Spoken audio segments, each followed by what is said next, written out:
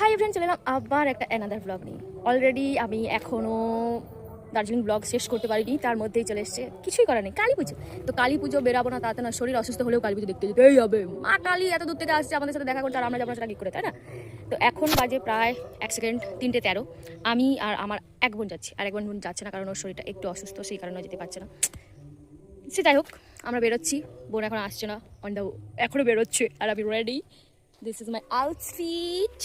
আচ্ছা, সে যাই হোক, আমরা এখন যাচ্ছি তমলুকে দেখবো। আমরা প্রত্যেক বছর আমরা তমলুকে কালী পুজো দেখতে যাই, প্রত্যেক বছর কালী পুজোর দিন যাই। আজকে যাচ্ছি আমরা কালী পুজোর পরের দিন, আজ মঙ্গলবার যাচ্ছি। কারণ এত ভিড় হয়, দ্বিতীয়ত প্রথম যখন যাই আমরা এই টাইমটা যাই, তো প্যান্ডেল খোলে না, বেকার গিয়ে আমাদের অনেকগুলো প্যান্ডেল দেখা হয় না, সেই কারণে আমরা আজকে যাওয়ার জন্য ডিসাইড করেছি। তো চলো গাইজ, দেখা হচ্ছে একদম প্যান্ডেলে।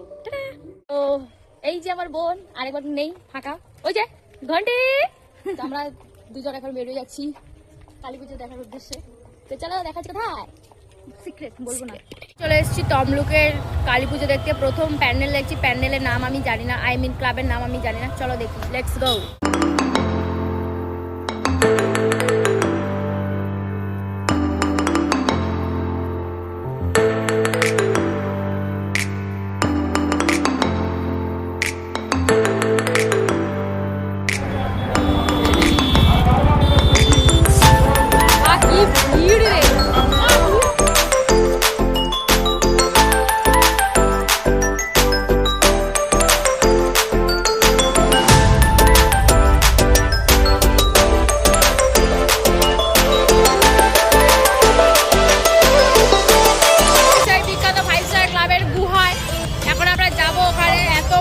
এখন 5:30 বাজে, 5:18, তাতেই এত ভিড়। আমরা ভাবলাম আগে এটা দেখিনি, তারপরে অন্যগুলো দেখবো।